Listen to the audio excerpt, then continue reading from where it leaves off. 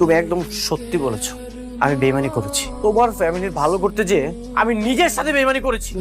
Mister অনি, আপনার এই বানোয়াট মিথ্যা গল্প এখানে আর চলবে না, অন্য জায়গায় গিয়ে দেখান যান।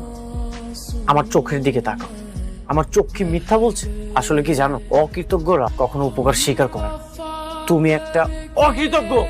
আমি অনেকক্ষণ যাবত দেখছি আপনি চিৎকার করে কথা বলছেন। একজন ভদ্র মহিলার সাথে কিভাবে কথা বলতে হয় সেটা আপনি জানেন না। সিকিউরিটি, ওনাকে ধরে ঘাট ধাক্কা দিয়ে রাস্তায় ফেলে দিয়ে কত বড় সাহস যে সালিমা গ্রুপে হেড অফিসে এসে চিৎকার করে কথা বলছে। আপনি আমি কে সেটা আপনি ওনাকে জিজ্ঞাসা করেন। তার সাথে আমার রিলেশন কি? ম্যাডাম, কেউ নেই। কি সম্পর্ক আপনার সাথে ওনার? ওনার সাথে আমার সম্পর্ক আছে। উনি হলো গিয়ে আমার আগের অফিসের বস, আর আমি ওনার অফিসের সামান্য একটা কাজের বুয়া। ঠিক বলছি না মিস্টার অনিক সাহেব? কি মিস্টার অনিক, আপনি বলেন আপনি আমার চিনেন কিনা? চিনি, কিভাবে চিনেন? ও আমাদের অফিসে কাজ করতো। গতকালকে আপনি খারাপ ব্যবহারের জন্য এই কাজটি হারিয়েছেন। যান, বেরিয়ে যান এখান থেকে।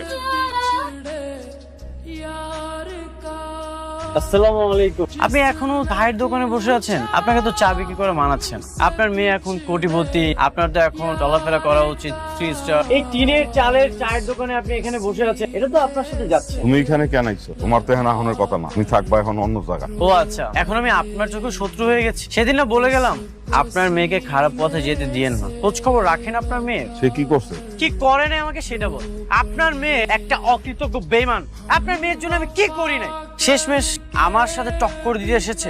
কি সব আজে বাজে কথা কইতেছো? তোমার কথা আগা মাথা তো কিছুই বুঝতেছি। শোনো, আমার মেয়ে সহজ সরল, কিন্তু কোনো খারাপ কাজ করতে পারে না। আপনি একদম ঠিকই ধরেছেন, আপনার মেয়ে কখনোই খারাপ কিছু করতে পারে না। নাইট ক্লাবে আপনার মেয়ে বড় বড় অফিসার তাদের সাথে ঠিকই চলাফেরা করছে, আর তাদের সাথে চলাফেরা করে নিজের হাজবেন্ডের ক্ষতি করছে। এগুলো তো সবকিছুই সোহাবের কাজ, তাই না? তুমি তো আরেকটা বিয়ে করে আমার মেয়েটা ঠকাইছো। হ্যাঁ, ঠকিয়েছি। আপনি একদম সত্যি বলেছেন, আমি আপনার মেয়েকে ঠকিয়েছি। সেই দিন সেই মুহূর্তে, সেই বিপদের সময়ে আমি যদি চুরি করতাম তাহলে তো আমাকে ঠিকই চোর বলতে। ওই বিপদের সময়ে আপনার অপারেশনের জন্য আমি বিয়েটা করেছি। যার জন্য চুরি করলাম সে এখন আমাকে বলতেছে চোর।